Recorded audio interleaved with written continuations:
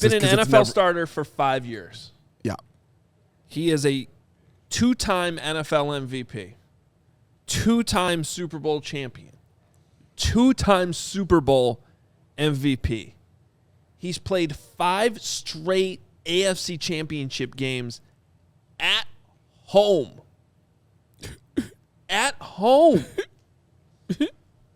Been in the Super Bowl 3 times.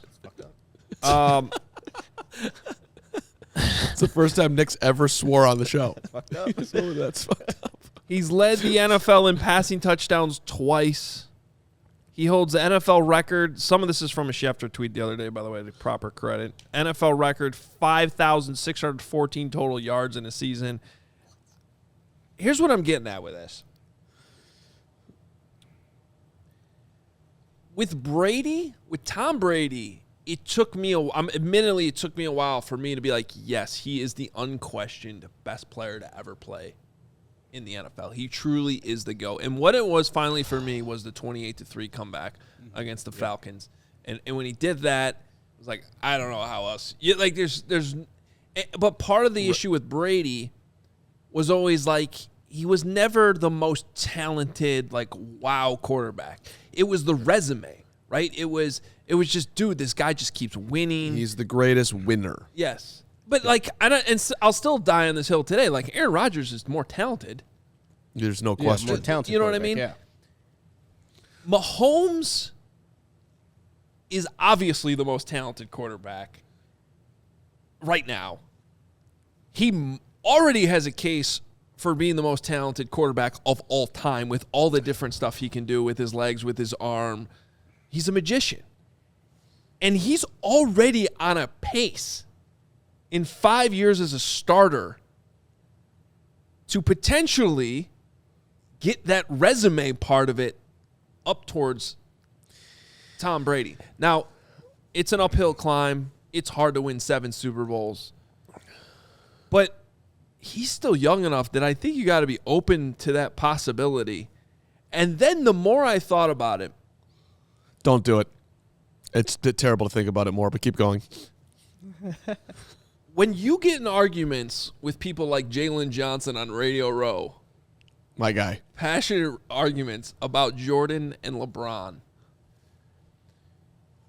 You're, like, the part where I agree with you and ultimately side Jordan is like the combination of just like being a stone cold winner and having the records that he does too, which obviously doesn't include points anymore because LeBron's number 1. But there's a Mahomes, like what Mahomes has on this early resume to me is very Jordan-esque.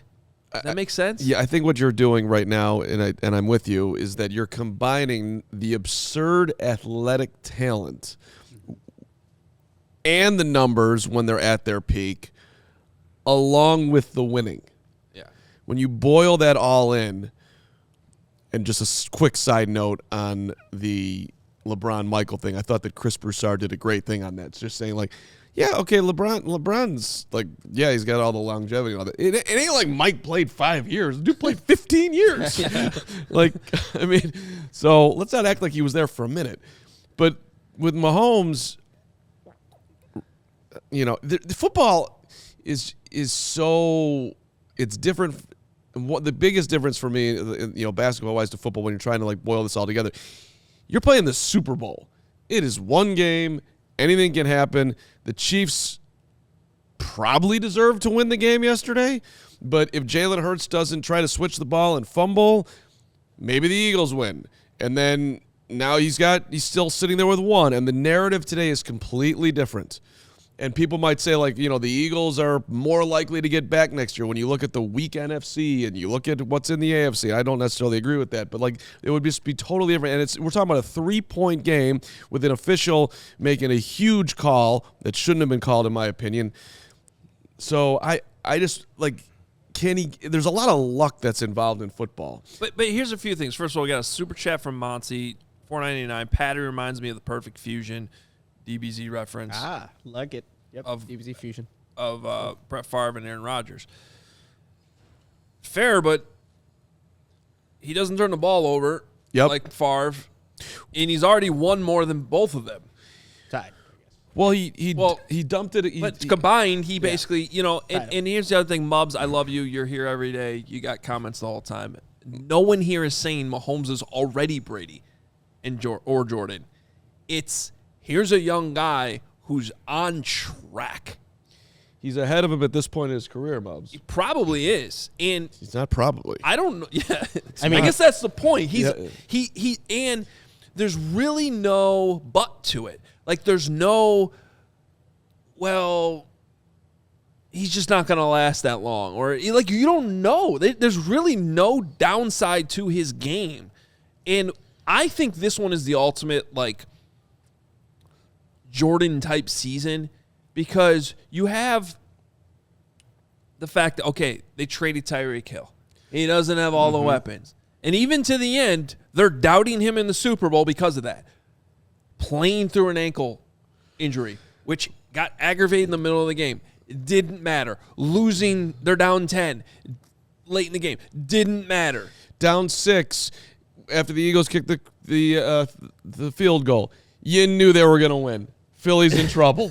Eli's got an awesome comment right here. If we can pull this up real quick, Lawrence. SportsCenter just tweeted, there have been 6 double-digit comeback wins in Super Bowl history. Pat has 2 of those in the last 4 years. Well, it's the teams that are like down 10 at halftime, right? He has 2 of those. Like they've come back to win after being down 10 in the Super Bowl. Both? Yeah, because the 49ers were up on them.